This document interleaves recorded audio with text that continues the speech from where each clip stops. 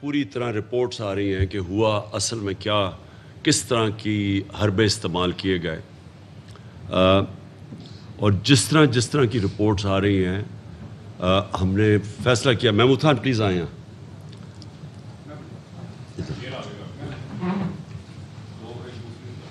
ہم نے یہ فیصلہ کیا کہ ہم اس کو ہر فورم پہ اٹھائیں گے. ہم سپریم کورٹ میں، ہائی کورٹس میں،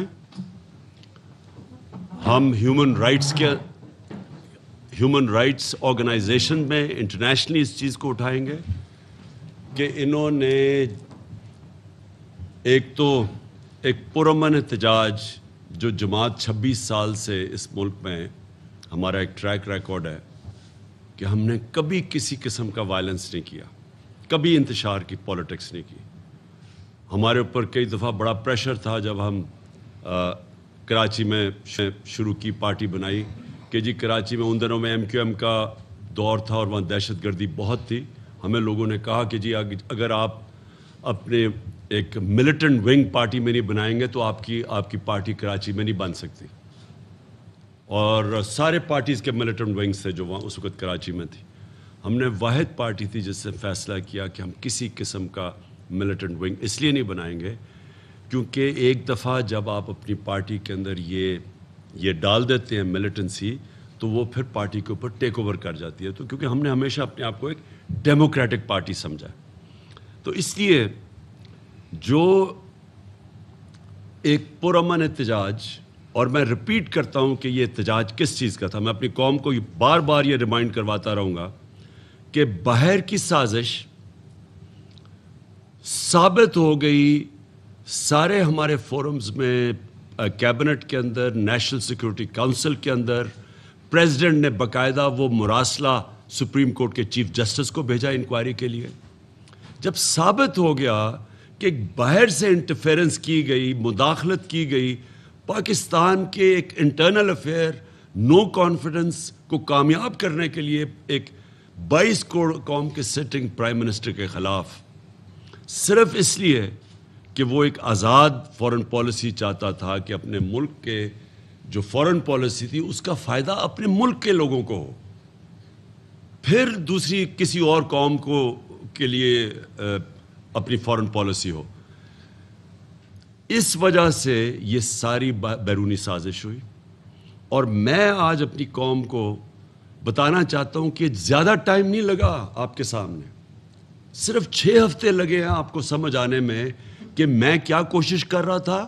اور یہ جو غلام جو انہوں نے ہمارے اوپر ایک امپورٹڈ حکومت، ایک غلاموں کو مسلط کیا ہے، یہ اب آپ کے سامنے 6 ہفتے نہیں گزرے کہ 30 روپے انہوں نے قیمتیں بڑھائی ہیں تیل کی، ڈیزل اور پٹرول کی.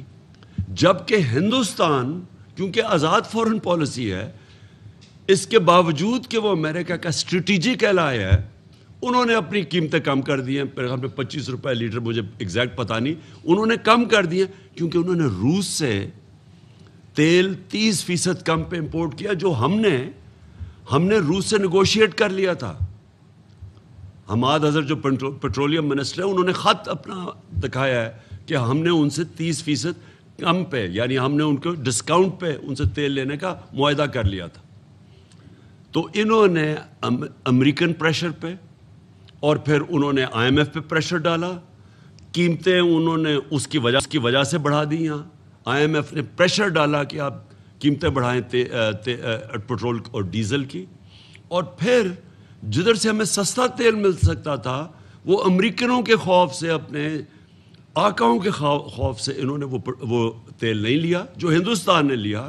جبکہ ہندوستان ایک اسٹریٹجک ایلائی ہے امریکہ کا، اس کے باوجود انہوں نے سستا تیل لیا اور آج اپنے قوم کو فائدہ پہنچایا. یہ ہے فرق ایک آزاد فورن پالیسی کا، ایک غلامانہ فورن پالیسی کا، جس کی وجہ سے انہوں نے یہ میرے خلاف سازش کی. اس مراسلے میں لکھا ہوا ہے کہ عمران خان روس کیوں کیا، لکھا ہوا ہے اس کے اندر انہوں نے. اور دوسری وجہ ہمارے پروٹیسٹ کی یہ تھی کہ ایک یہ کہ ہم کسی قسم ہم آزاد لوگ ہیں، ہمارا ملک بنا تھا لا الہ الا اللہ کے نام پہ. ہمارا نعرہ وہ یہ تھا کہ ہم سوائے اللہ کے کسی کے سامنے نہیں جھکتے. یہ ضروری نہیں ہوتا کہ بت کے سامنے جھکنا شرک ہے. یہ آپ خوف کے بت کے سامنے بھی شرک ہے, لالچ بھی شرک ہے. آپ جب بھی کسی سے ڈر کے اپنے ضمیر کو بیچتے ہیں, یہ سب شرک ہے. تو ہم تو اس کو کبھی مانیں گے نہیں, اس امپورٹڈ حکومت کو. اور اس لیے ہمارا پروٹیسٹ ایک وجہ یہ تھی. اور دوسرا پروٹیسٹ اس وجہ سے تھا کہ یہ وہ حکومت ہے جس میں 60% لوگ ضمانت پہ ہیں. یہ اس ملک کے کرپٹ ترین لوگ ہیں. میں نے 26 سال پہلے جب پالیٹکس شروع کی تھی, میں کرپشن کو لے کے آیا تھا پاکستان کے ایجنڈا پہ. میں نے ان دونوں کو جوائن کر سکتا تھا. میرے لیے تو بڑا آسان راستہ تھا. میرا تو بڑا نام تھا. میں تو چاہے پیپلز پارٹی جوائن کر لیتے یا نون لیگ, اگر مجھے شوق ہوتا پاور لینے کا. میں نے تب کہا کہ دونوں کرپٹ ہیں. کوئی لوگوں نے کہا جی بیوقوف ایسے پالیٹکس نہیں آتی جی, ایک سے دوستی کر کے یا دوسرا.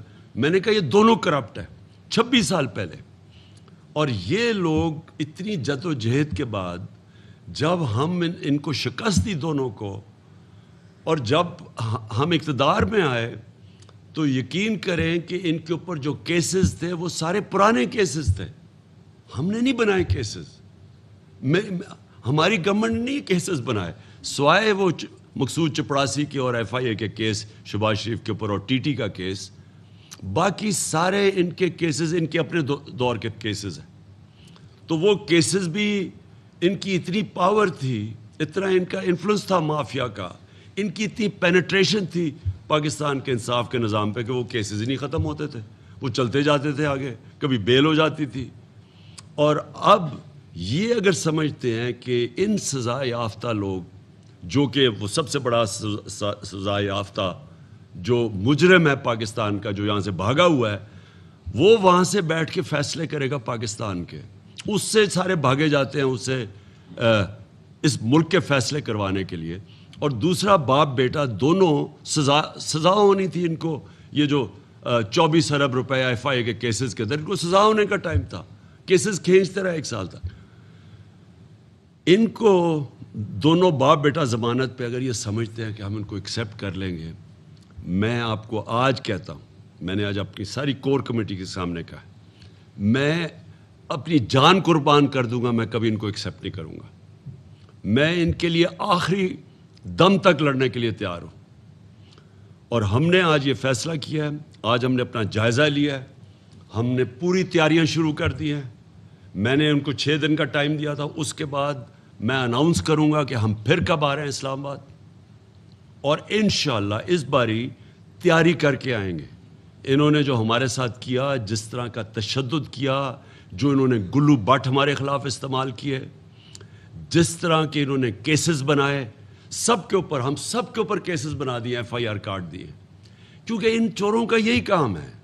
یہ جو مافیاز ہیں, ان کا کام ہی یہ ہے کہ یا تو لوگوں کو خرید لو, جس طرح ججز کے اوپر وہ جو کوئٹہ بینچ کے اوپر بریف کیس لگتے تھے, جو سارے انہوں نے ٹیلی فون کال کر کے ججز سے وہ جسٹس قیوم سے فیصلے لے رہے ہیں, یہ شہباز شریف یا ان کی پارٹی والے.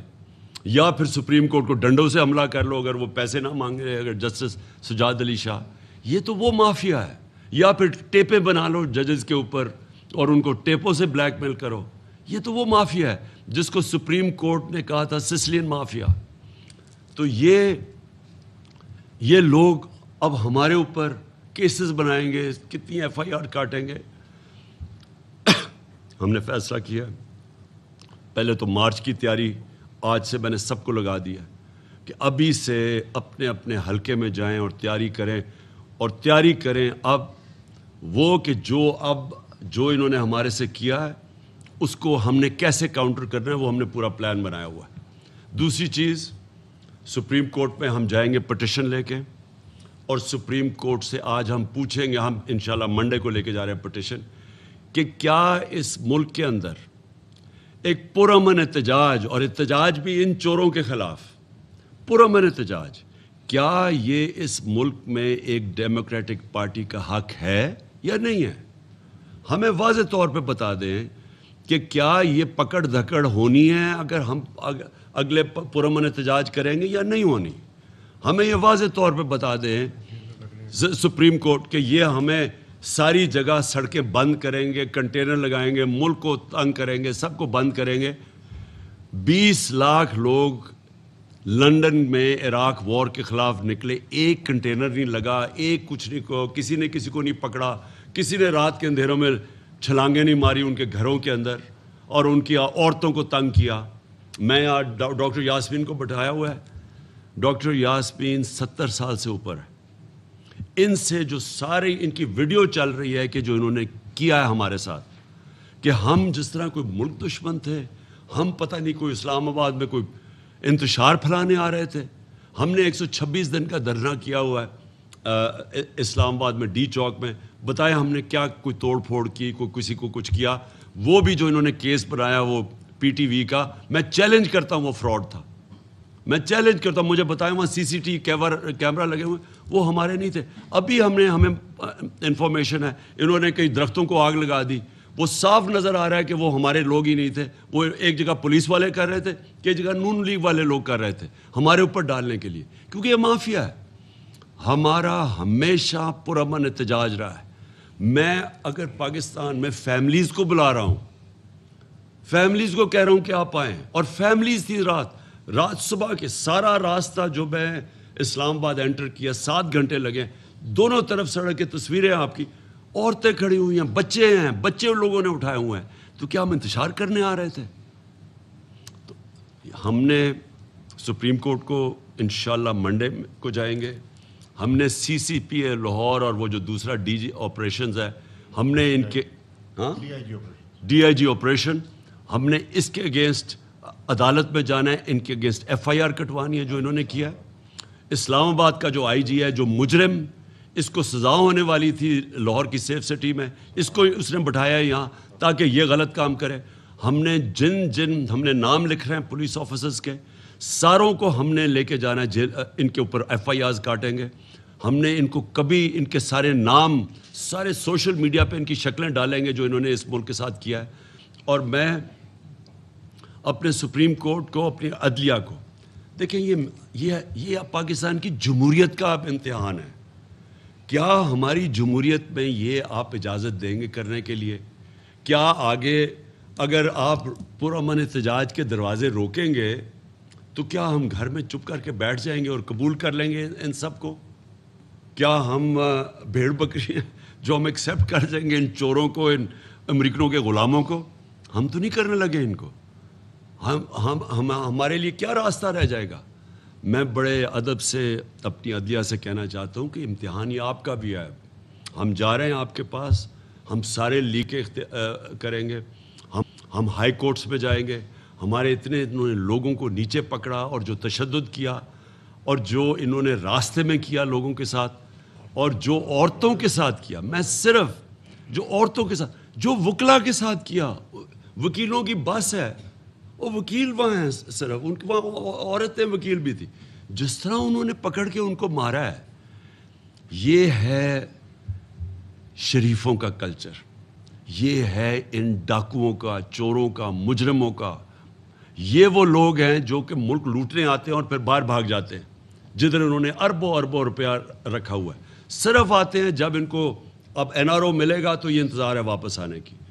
اور میں اس کے بعد میں چاہوں گا کہ ڈاکٹر یاسمین آپ کے سامنے بات کریں, کیونکہ جو ان کے ساتھ انہوں نے کیا, میں چاہتا ہوں ان کی زبان سے میری قوم سنیں. اس سے پہلے اب جو ساری قوم کو پہلے ہی پتہ تھا, ہم تو پہلے کیا بیٹھے تھے, اب انہوں نے کیا کیا آتے ساتھ ہی ملک کا تو بیڑا غرق کر دیا. آج جس ریٹ جو روپیہ گر رہا ہے, ان کے دور میں 6 ہفتے میں روپیہ گرا ہے. پاکستان کی تاریخ میں مجھے بتا دیں کہ کتنے چھوٹے ٹائم میں اتنی تیزی سے روپیہ گرا ہے.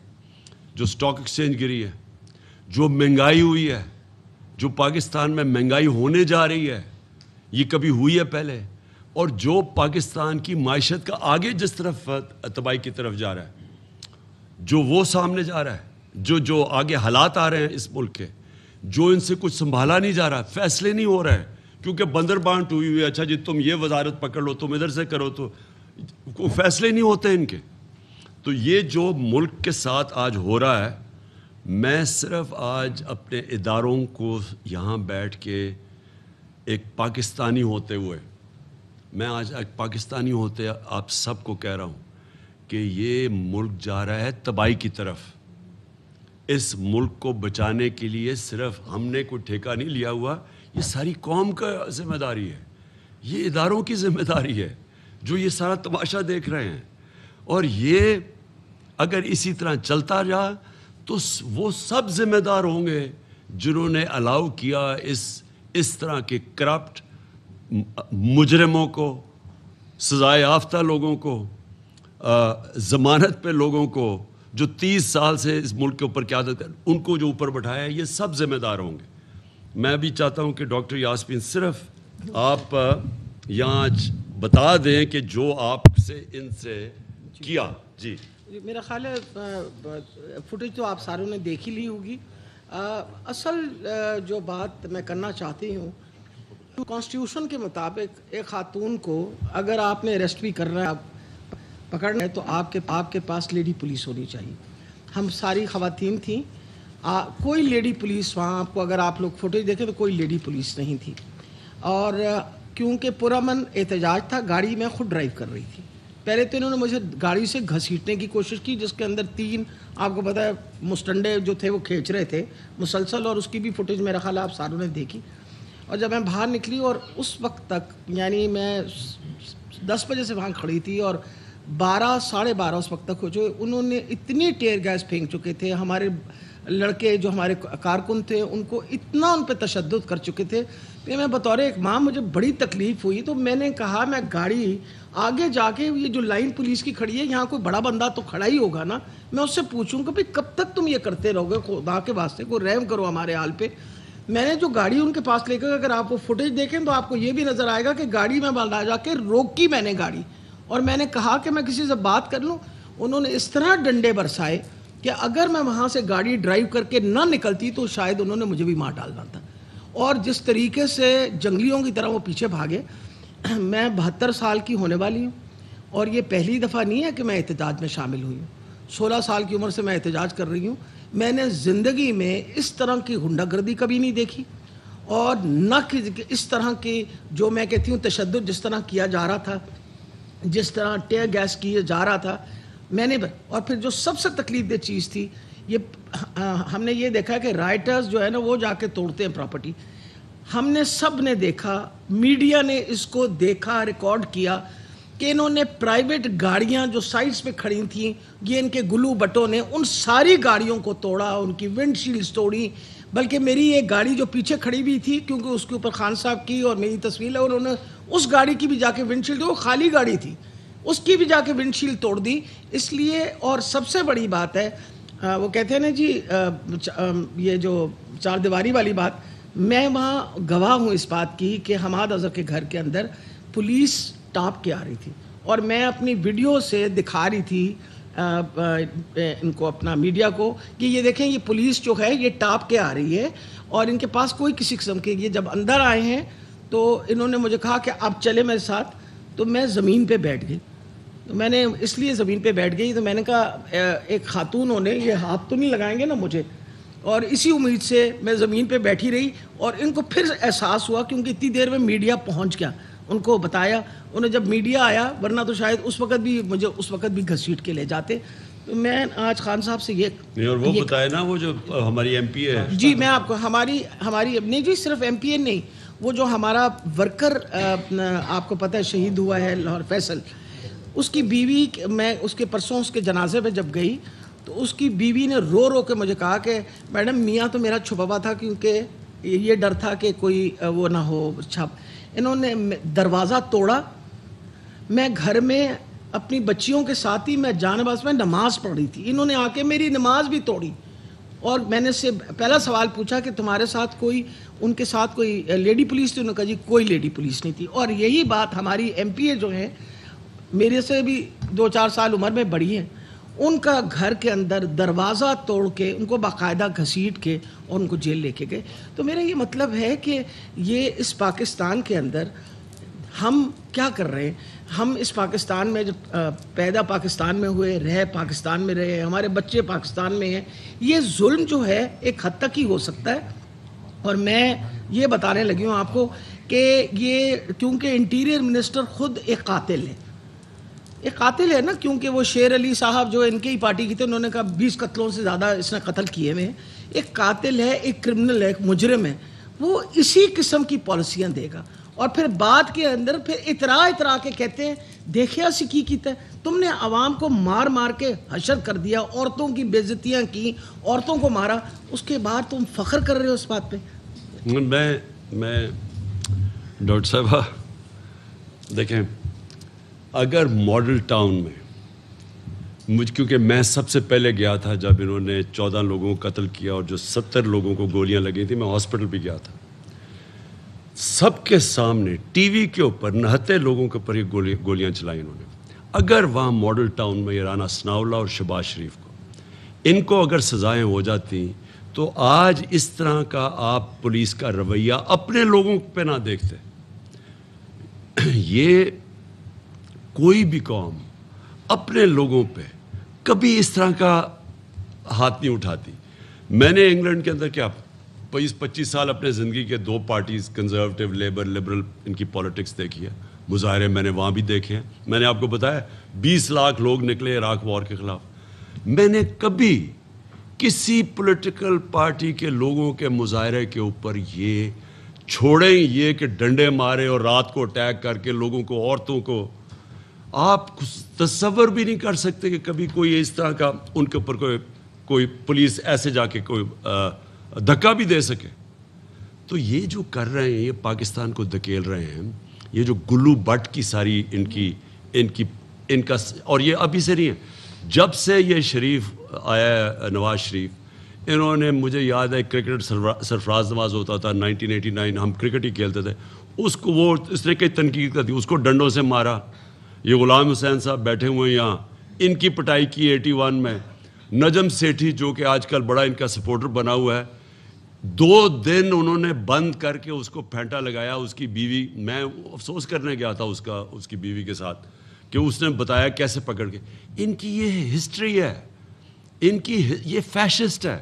اور یہ ڈیموکریسی صرف یاد آتی ہے اپوزیشن کے اندر، جیسی گورنمنٹ میں آتے ہیں یہ ایسی حرکتیں کرتے ہیں.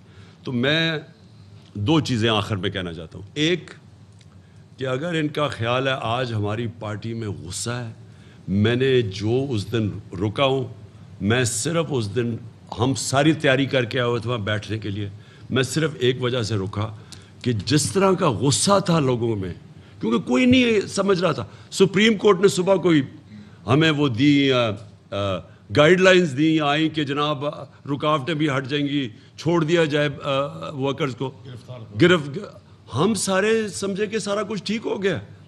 تو جو انہوں نے اس کے بعد کیا، ہم تیار ہی نہیں تھے مینٹلی اس کے لیے کہ جس طرح انہوں نے مارا ہے لوگوں کو.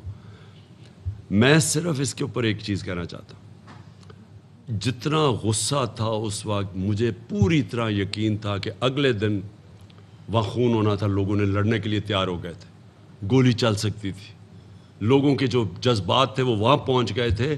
میرا صرف اور صرف ایک مقصد تھا کہ میں تو الیکشن کروا رہا ہوں، میں یہاں کوئی ملک میں انتشار تو نہیں چاہتا. اداروں کے خلاف نفرت، پولیس کے خلاف تو پنجاب پولیس کے خلاف تو ویسے نفرت بڑھ گئی تھی، اداروں کے خلاف، فوج کے خلاف بڑھ جانی تھی کیونکہ رینجرز نے بھی شیلنگ کی تھی وہاں، تو ان کے اگینسٹ بھی غصہ پڑا تھا. اس لیے میں نے تب سوچا کہ میں بجائے اپنے ملک کو اور اس طرف انتہا کی طرف لے جاؤں، ہم ان کو ٹائم دیں.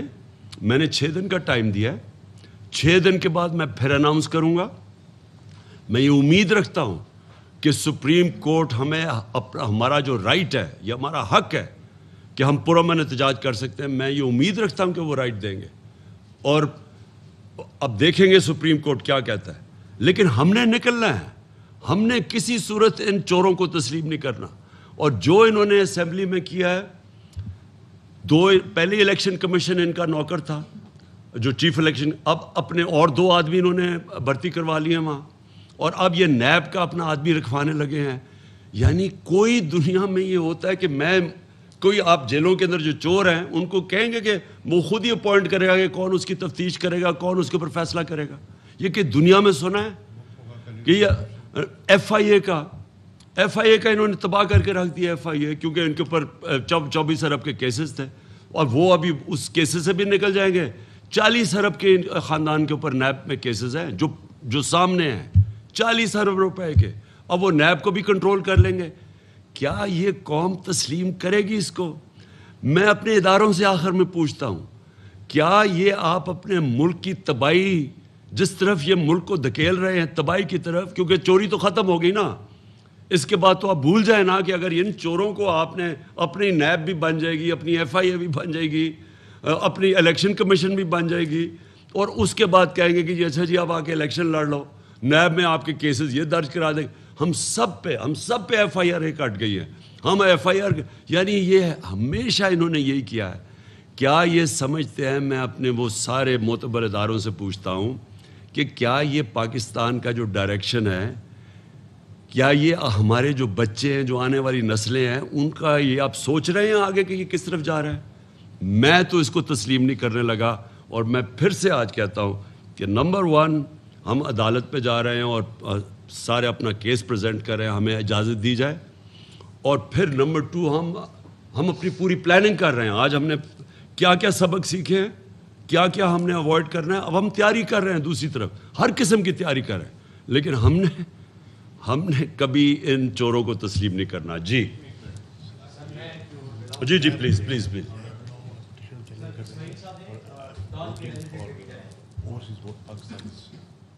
جی سوری، 2 چیزیں ہم چیلنج کر رہے ہیں عدالت میں۔ ایک تو انہوں نے اوورسیز پاکستانیز کی ووٹنگ ختم کی ہے، میں کل بھی یہ کہہ بیٹھا، یہ فنڈامنٹل رائٹس کے اگینسٹ ہے۔ یہ ایسی ہے کہ جی ہم فیصلہ کریں عورتوں کو ووٹ نہیں دیں گے، آپ اسمبلی میں بل پاس کریں، ایسے ہو نہیں سکتا ہے، نمبر 1۔ اور نمبر 2، ہم یہ جو نیب کے اوپر یہ کرنے جا رہے ہیں، یہ بھی ہم چیلنج کریں گے، الیکشن کمیشن بھی چیلنج کریں گے، اور نیب میں بھی یہ جو اپنا کروا رہے ہیں، اپنا آدمی رکھوا رہے ہیں، یہ بھی چیلنج کریں گے۔ جی اسماعیل۔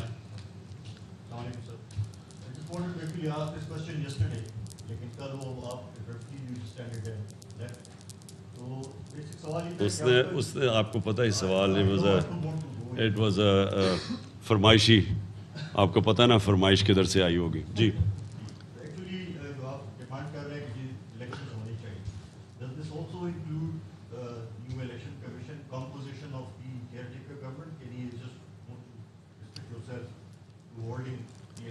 دیکھیں جی، الیکشنز تو نمبر 1 پرائیورٹی، جب اس کے بعد جب آپ بیٹھیں گے الیکشنز کے اوپر، پھر ہم باقی چیزیں نیگوشیٹ کر سکتے ہیں۔ دیکھیں الیکشن کمیشن کے اوپر کیسے ہو سکتا ہے کہ پاکستان کی جو سب سے بڑی جماعت ہے آج، اس کو کانفیڈنس ہی نہیں ہے اس کے اوپر؟ تو کوئی بھی الیکشن کمیشن ایک جج ہوتا ہے، جو جس طرح ایک جج فیصلہ کرتا ہے، کیونکہ بیچ میں فریق ہوتا ہے نا، جس طرح ایک امپائر ہوتا ہے۔ اب جب ایک ٹیم کہہ رہی ہے کہ مجھے جج پہ کانفیڈنس ہی نہیں ہے، تو جج ریکوز کر لیتا ہے اپنے آپ کو۔ یہ تو ایک بیسک، کیونکہ ججمنٹ کے پیچھے موریلٹی ہوتی ہے، آپ کے پاس مورل سٹرینگتھ ہوتی ہے جوڈیشری میں بھی، کہ آپ کو ڈنڈے سے یا بندوق سے تو نہیں کرتے، آپ کی مورل اتھارٹی ہوتی ہے۔ تو مورل اتھارٹی تو ختم ہوگی نا، کہ ایک پارٹی کہہ رہی ہے، بار بار یہ فیصلے کر رہے ہیں، جا کے شریف فیصلے ہوتے ہیں شریفوں کے گھر پہ، جو کہ ہمارے اوپر، تو اس لیے وہ سیکنڈ فیز ہے۔ پہلا فیز یہ ہے کہ الیکشن ڈیٹ دی جائے۔ جی وہ سیکنڈ فیز ہے۔ جی سر، جیسے کل آپ نے ایک فلیکسیبلٹی کا مظاہرہ کیا اور آپ نے کہا کہ جی ہم مذاکرات کے لیے جا سکتے ہیں، لیکن کنڈیشنلی، تو اس مذاکرات کی جو کنڈیشن ہے، اس میں ویسے بھی امکان ہے کہ واپس اسمبلی میں جایا جائے اور اسمبلی میں جا کر اس مذاکرات کے سلسلے کو آگے بڑھایا جائے۔ دوسرا، آپ نے جیسے کہا کہ لوگوں میں غصہ تھا، واقعی ہم نے دیکھا ہے 25 تاریخ میں وہ وہاں پر تھا، غصہ ہم نے دیکھا کس قسم کا تھا، لیکن ایک طرف عام عوام تھی، دوسری طرف جب کہ آپ واپس ہو گئے تو وزیر اعظم صاحب وہاں پر آئے اور پولیس فورس سے ملے اور ان کو شاباشی دی کہ آپ نے تشدد کیا ہے۔ پھر ہم نے مریم نواز صاحبہ کو دیکھا کہ وہ لاہور گئی ہیں، جو شہید کانسٹیبل اس کے گھر گئی ہیں، اس پر بھی آپ کے حوالے سنا تھا جی کہ اس کے بھی آپ ذمہ دار ہیں۔ تو آپ، اور آج آپ کہہ رہے ہیں کہ ہم اپنے بطور کو کہہ رہے ہیں کہ تیاری کریں، تو کوئی ایسا تو نہیں ہے کہ دوبارہ آپ جو پرامن احتجاج آپ ہمیشہ اس کا نعرہ لگایا، تو یہ پرامن پرتشدد احتجاج کی طرف تو نہیں ہو جائے گا؟ دیکھیے جی، آپ میں ایک چیز کر دوں. دیکھیں نیگوسیشنز تو ہمیشہ ہماری چلنی چاہیے. نیگوسیشن کیونکہ میں کوئی جنگ تو نہیں چاہتا نا. میں تو بیسکلی الیکشن، میں یہ کہتا ہوں کہ کسی باہر کی قوت کا رائٹ نہیں ہے کہ پاکستان میں کوئی گورنمنٹ امپوز کر دے. یہ رائٹ ہے پاکستانی عوام کا. جو پاکستانی عوام ایک فری اینڈ فیئر الیکشن سے الیکٹ کرتی ہے وہ جائز. تو میرا تو جس طرح بھی ہم ادھر تک پہنچ جائیں فری اینڈ فیئر الیکشنز کی طرف، میں ہر قسم کی نیگوسیشن کے لیے تیار ہوں. جو آپ نے یہ بات کی نا جی کہ یہ شریف خاندان کی ہسٹری ہے، آپ اٹھا کے دیکھ لیں ان کی زندگی انہوں نے کیا کیا ہے. وہ امیر المومنین بننے جا رہا تھا، ہی وانٹس ٹو بی ابو لا. ہم ان کو جانتے ہیں، ہم ان کو لاہور سے جانتے ہیں، کدھر سے شروع ہوئے تھے کدھر پہنچے ہیں. یہ سمجھتے ایک ہی چیز سمجھتے ہیں کہ ڈنڈے کے ذریعے سب کو ٹھیک کر دیں، اور یہی انہوں نے کرنے کی کوشش. دیکھیں جی طاہر القادری سے انہوں نے کیا کیا. اس نے پہلے ایک دفعہ ایک کوئی یہاں سٹ ان کی تھی، وہ دوسری دفعہ پلاننگ کر رہا تھا. انہوں نے اس کو سبق سکھایا تھا. انہوں نے اصل میں اس کو پیغام دیا تھا اور سب کو باقی کہ کوئی کھڑا ہوگا تو ہم یہ کریں گے. اور مجھے افسوس کی بات یہ ہے کہ یہ ہمیشہ بچ جاتے ہیں. ہمارا جو عدالتی نظام ہے، مجھے افسوس سے کہنا پڑتا ہے کہ جتنی انہوں نے شریف خاندان کو بچایا ہے نا آج تک، ہر چیز سے بچ جاتے ہیں. آپ ان کے اٹھا کے دیکھیں کیسز، ان کے ہدایبہ پیپر مل کیس لے لیں، جو ان کے پیرے کیسز ہیں. ان کے 6 ارب روپے کے ان کے اوپر لون ڈیفالٹ تھا، 6 ارب روپے کا. عدالت نے کہا جی کہ 14 سال کے بعد کہ نہیں جی آپ کو ضرورت ہی نہیں ہے وہ اس کے اوپر مارک اپ دینے کی. کبھی کسی بزنس سے یہ کیا ہے کہ 14 سال کے بعد 6 ارب، آپ صرف 6 ارب زمین میں ڈال لیں، وہ 100 ارب کا پہنچ جائے 14 سال کے بعد. انہیں کہتے نہیں جی آپ کو مارک اپ دینے کی ضرورت. ان کو جتنے فائدے کروائے گئے ہیں ہمیشہ بچ جاتے ہیں. جو بھی ابھی آپ کے سامنے ہے، یہ شہباز شریف نے جا کے جی میں گارنٹی دیتا ہوں وہ واپس آ جائے گا. ہم نے کہا کم از کم 7 ارب روپے، ہماری کیبنٹ نے کہا، کیبنٹ کا فیصلہ تھا کہ 7 ارب روپے کا کم از کم بانڈ ہی لگوا لو. انہوں نے کہا نہیں جی ٹھیک ہے، شہباز شریف نے گارنٹی دے دی. میں صرف یہ کہہ رہا ہوں کہ جتنا ان کو جو انصاف کے نظام نے پاکستان میں آج تک ان کو بچایا ہے، کسی اور پارٹی، باید پیپلز پارٹی کی میں ایک بات مانتا ہوں، وہ بار بار بے نظیر کہتی رہتی تھی کہ ان کو یہ ہمیشہ ان کے لیے مختلف ہیں سٹینڈرڈز جسٹس کے جو ہمارے ہیں، وہ بالکل ٹھیک کہتی تھی. دیکھیے جی اسمبلی وہ ساری چیزیں سیکنڈری ہیں. جب تک الیکشن کی ڈیٹ نہیں ملتی اس کے بعد اس کے آگے باتیں نہیں جا سکتی. جی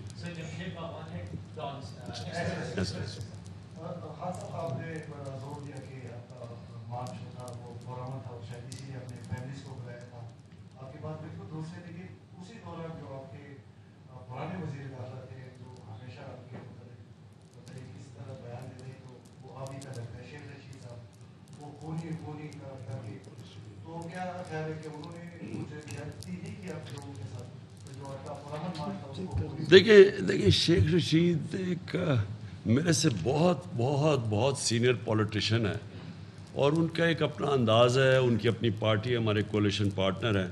لیکن میں تو اپنا ہی کہہ سکتا ہوں نا، وہ تو ان سے پتہ نہیں ان کا خون کس طرح، وہ شاید ان کو شریفوں کو تو خیر ان کے ساتھ بڑی دیر تک رہ چکے ہیں، وہ شاید ان کو جان کے یہ سوچتے ہوں گے.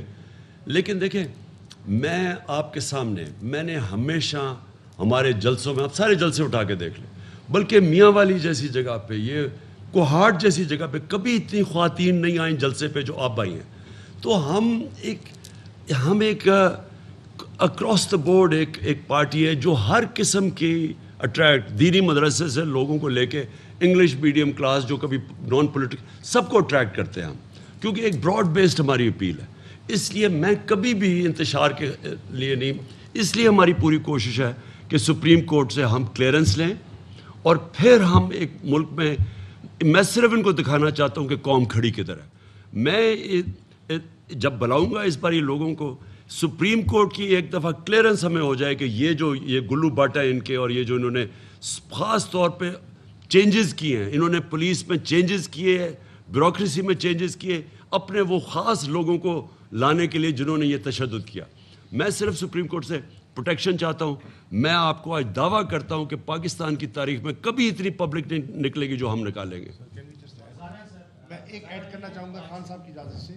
دیکھیے انہوں نے تشدد کیا, لاٹھیاں برسائیں, ٹیئر گیسنگ کی, اشتعال دلوایا, اس کے باوجود اسلام آباد میں ایک شیشہ نہیں ٹوٹا, ایک گملہ نہیں ٹوٹا.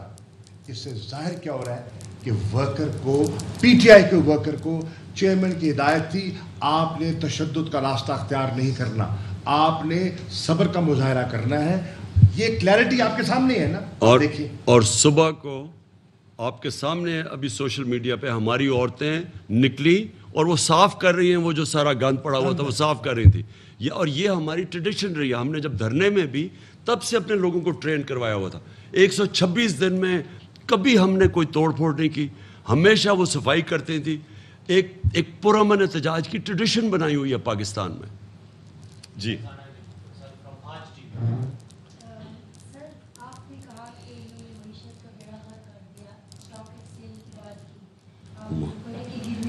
حماد کو بلانا چاہیے. اسد ہے, ہاں ایک منٹ ہاں ٹھیک ہے. اسد, اور آپ نے یہ بھی کہا کہ ان سے فیصلہ نہیں ہو پا رہا. سر میرا سوال آپ سے یہ ہے کہ اگر ان سے فیصلہ کیوں نہیں ہو پا رہا, آپ کیا سمجھتے ہیں, کیا یہ کسی کی طرف دیکھ رہے ہیں؟ دیکھیں, ایک تو یہ ایک لیجیٹمیٹ حکومت نہیں ہے, لائی گئی ہے. اور جس کے پاس ایک پبلک مینڈیٹ نہیں ہوتا, اس لیے تو ڈر رہے ہیں الیکشن سے. ان کو پتہ ہے کہ ان کے پاس پبلک مینڈیٹ نہیں ہے. تو یہ ان کے لیے جب آپ کے پاس مینڈیٹ نہ ہو اور کوئی لے کے آیا ہو آپ کو, تو وہ پھر آپ اسی کی طرف دیکھتے ہیں. یہ جو انہوں نے آئی ایم ایف کی بات مان کے پٹرول مہنگا کر دیا ہے اتنا, اور ڈیزل مہنگا کر دیا ہے, اور روس سے جو حماد اظہر کو میں نے خاص بلایا, انہوں نے تو بلکہ وہ لیٹر بتایا جو ہماری امریکنوں سے روسیوں سے ڈیل چل رہی تھی. تو جب وہ ان کے ڈر سے نہیں کرتے تو ان کے پاس کوئی حکومت کرنے کی کوئی ان کے پاس وہ طاقت کہہ دیں, کیپیبلٹی, بڑے فیصلے کرنے کی طاقت تو ہے ہی نہیں. انہوں نے ابھی تک جو کہتے جی ڈیزل ہم نے بڑھانا ہے, تیل بڑھانا ہے, کیونکہ انہوں نے روس سے تو امپورٹ نہیں کرنا, تو وہ بھی ان سے کیا جا رہا تھا. وہ نواز شریف کچھ کہہ رہا ہے, اسحاق ڈار کچھ کہہ رہا ہے, یہاں کچھ کہہ رہے ہیں. ایسے حکومت نہیں چل سکتی. میری کنٹینشن یہ ہے کہ جتنی دیر یہ رہیں گے یہ ملک مزید اور کرائسس میں گرتا رہے گا. جی سر, آپ تیاری کی بات کر رہے ہیں کہ اس بار زیادہ تیاری ہوگی. تیاری یقیناً آپ کی ہوگی, لیکن حکمت عملی کیا ہوگی کہ جو باقی 3 صوبے ہیں, اس کے ساتھ آزاد کشمیر ہے, گلگت بلتستان ہے, خصوصاً پنجاب جو کہ آبادی کے لحاظ سے سب سے بڑا صوبہ ہے, وہاں سے زیادہ لوگ جو ہے وہ آئے اور ان کی موبلائزیشن ہو. یہاں پہ آپ خود لیڈ کر رہے تھے, میں مسکان صاحب سے بڑا قافلہ گیا جس کو اس کی تعداد کی اسٹرینتھ کی وجہ سے روکنا ممکن نہیں تھا. آپ نہیں سمجھتے کہ زیادہ موبلائزیشن کی ضرورت ہے, پلس آپ اگر خود وہاں سے ہوں ایک بات, اور دوسری یہ جو آپ کے اتحادی ہیں جو آپ کے ساتھ حکومت میں رہے, وہ ایک لاتعلق سے نظر آ رہے ہیں سارے پروسیس سے. سر آپ کے ساتھ ابھی جو ایک اتحادی ہے, دیکھیے پہلے تو میں ایک چیز یہ واضح کر دوں کہ اگر پنجاب میں لوگوں کو نہ روکتے, کیونکہ یہاں تو نہیں روکا نا, کے پی میں اور اپنے ہمارے جی بی میں اور آزاد کشمیر میں, تو نہیں میں سر ہماری جو موبلائزیشن یہاں ہوئی وہ تو آرام سے ہوئی نا. کسی نے رات کو گھروں میں چھاپے مار کے لوگوں کو تو نہیں پکڑا نا, تو آرام سے ہم موبلائز کر کے نکل سکے. ادھر اگر پنجاب میں یہ لوگوں کو نہ روکتے, آپ کو پتہ ہے مینار پاکستان میں, گجرانوالہ میں, آپ تاریخ اٹھا کے ملتان میں, ان کی پاکستان کی تاریخ میں اتنی بڑی پبلک نہیں نکلی, خود چل کے آئی. تو لوگ تو پنجاب میں بھی موبلائز تھے, لیکن انہوں نے تشدد اتنا کیا اور ڈرایا اتنا, اور یہ جو ان کی پرانی عادت ہے لوگوں کے اوپر خوف کرنا, وہ اتنا تھا کہ جو عام پبلک تھی وہ ڈر گئی. تو اس لیے جس طرح میں نے کہا کہ آج ہم منڈے سے لیگل ایکشن جائیں گے سپریم کورٹ میں. جی اور سر ہزاروں کے حساب سے ہمارے ورکرز تھے 4,000 तो हमारे वर्कर्स इन्होंने अरेस्ट किए इन द फर्स्ट। सर आप अभी हैं यहाँ पे और वो है पिशॉवर प्रेस क्लब का प्रेसिडेंट इलेक्टेड बॉडी है, मोर देन 600 मेंबर्स के, और यहाँ पे जो है सर महमूद खान साहब की क़यादत में सुबह हुकूमत के साथ जो हमारी वर्किंग रिलेशनशिप है वो आइडियल है, मतलब उसकी वेलफेयर क्या होगी वो आप यहाँ पे है सर। तो और लगता यही है कि इस बार भी आप यहाँ से जाएंगे, तो हमारी रिक्वेस्ट होगी कि अगर आपके पास कोई टाइम हो मीट द प्रेस में हम आपको जी मैं सिर्फ आखिरी अपना क्वेश्चन ले, सिर्फ मैं चाहूँगा मुराद थोड़ी सी डिटेल्स बाद में दे देना, हमाद सॉरी बाद में डिटेल्स दे देना, ताकि आपको माइशत को ज़रा सिर्फ मोटी मोटी चीज़ें ज़रूर लिख लें, ये जो हालात 6 हफ्ते से में। उससे पहले मैं सिर्फ ये कहूँगा कि मैं यहाँ अब जो हमारे वर्कर्स जिनको जो ज़ख्मी हुए हैं, उमर अयूब जिस तरह उनके ऊपर डंडे बरसाए गए हैं और जो हॉस्पिटल में अभी तक, बाकी मेरे कितने कारकुन यहाँ जो इंजर हुए हैं, मैं उन सबको मिलूँगा। जिन सारे यहाँ कारकुनों ने अच्छा काम किया उनको मिल रहा हूँ। पंजाब में पिंडी, इस्लामाबाद में, क्योंकि बड़े लोग ज़ख्मी हुए हैं इसके अंदर, तो मैंने उन सारों को मिलना है। हमारी ख़वातीन जिस तरह वो खड़ी हुई हैं जो शेलिंग के सामने, पता नहीं आपने सीन्स वो देखे हैं या नहीं, मैंने कभी इस तरह ख़वातीन को खड़ी, यानी शेलिंग होती थी वो वापस चली जाती थी, फिर आ जाती थी सामने। तो जिस तरह सीन्स है, मैं तो उन सारों को पहले मिलूँगा, प्लानिंग भी यहाँ पूरी कर रहा हूँ। और जिस तरह आपने कहा कि जिस तरह मेरा प्लान तैयार हो जाएगा तो वो कौम के सामने आएगा, और मैं आपको यकीन दिलाता हूँ मेरी स्ट्रेंथ कैप्टन की स्ट्रैटेजी है। तो मैं अब स्ट्रैटेजी ये हालात के मुताबिक प्लान कर रहा हूँ, एक स्ट्रैटेजी वो आपके सामने आएगी। पहले मैं सुप्रीम कोर्ट का देखना चाहता हूँ जी हमाद इधर आ जाओ।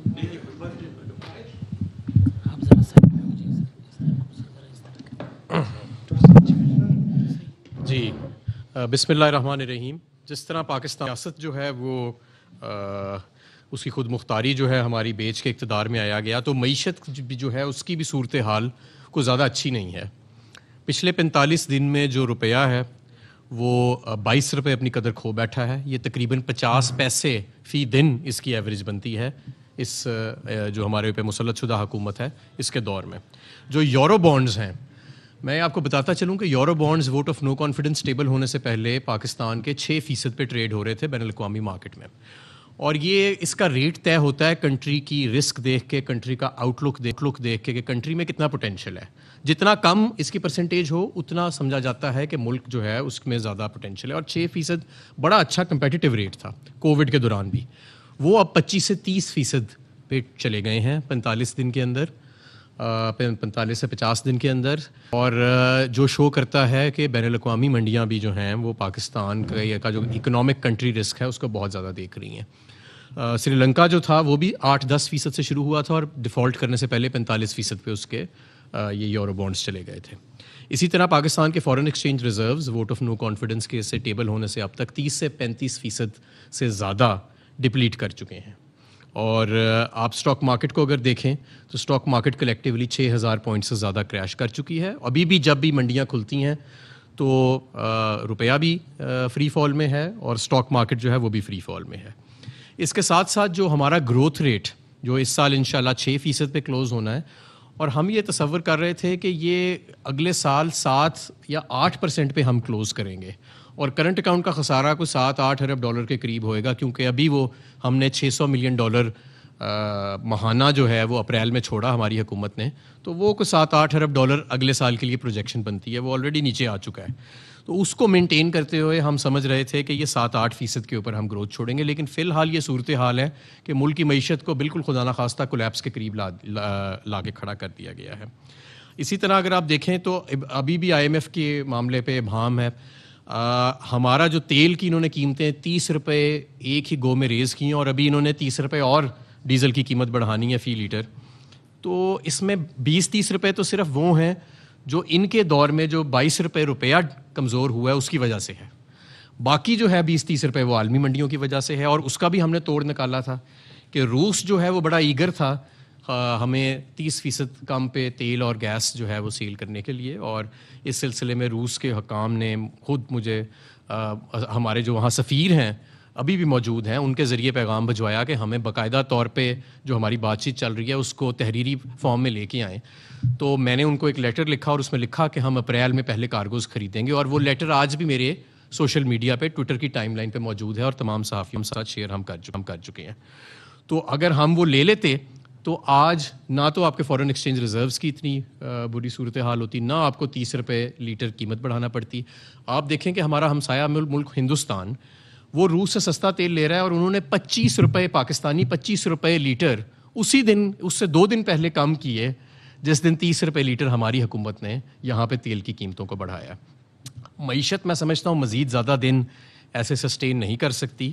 ایف آئی اے میں کیسوں کی پیروی ختم کرا دینا, نیب کو بالکل ختم کر دینا, اپنی مرضی کا نیب کا چیف, اپنی مرضی کا لیڈر آف اپوزیشن لگا لینا, یہ قیمت یہ تو ان کے اپنے ذاتی اقتدار کی خاطر ہے. لیکن جو اس وقت ملک کی معیشت کے ساتھ ہو رہا ہے, اور یہ وہ معیشت تھی جو مارچ کے شروع میں جہاں پہ یہ کرائسس بالکل دور دور تک موجود نہیں تھا, اور ہم آپٹمزم تھا پوری معیشت کے اندر. آپ کی بڑے درجے کی صنعت جو تھی وہ 26% اس میں اضافہ ہوا مارچ کے مہینے کے اندر. ایکسپورٹس آپ کی $32 ارب, گڈز اینڈ سروسز کی ایکسپورٹس $38 ارب, ریمیٹنسز آپ کے $32 ارب پہ چلے گئے. تو یہ وہ ملک تھا, یہ اس کی معیشت تھی. اور آج یہ صورتحال ہے کہ یورو بانڈز آپ کے 25 سے 30% پہ فلوٹ کر رہے ہیں, یعنی اس ملک کے برابر جو دیوالیہ ہونے کے قریب ہوتے ہیں. تو یہ اس وقت صورتحال ہے. اہم ترین خبریں اب ایک کلک کی دوری پر. آپ کے پسندیدہ ٹاک شوز ہوں یا اہم ملکی یا غیر ملکی شخصیات کی نیوز کانفرنسز, ہر لمحہ باخبر رہنے کے لیے سبسکرائب کریں ہمارا یوٹیوب چینل. موسم کی صورتحال ہو یا کھیل کے میدان سے خبریں, اپنے موبائل فون سے ملکی اور بین الاقوامی اہم خبروں تک رسائی کے لیے ڈاؤن لوڈ کیجیے موبائل ایپ. باوثوق ذرائع سے مصدقہ خبروں, تجزیوں اور تبصروں سے مستفید ہونے کے لیے وزٹ کیجیے پاکستان کی سب سے بڑی نیوز ویب سائٹ www.arYnews.tv. ان سب کے علاوہ پاکستان کا سب سے بڑا فیس بک پیج ہو, سب سے بڑا نیوز انسٹاگرام اکاؤنٹ یا پھر ٹویٹر, ARY نیوز پہنچا رہا ہے خبریں سب سے پہلے آپ تک, تاکہ آپ رہیں ہر لمحہ باخبر.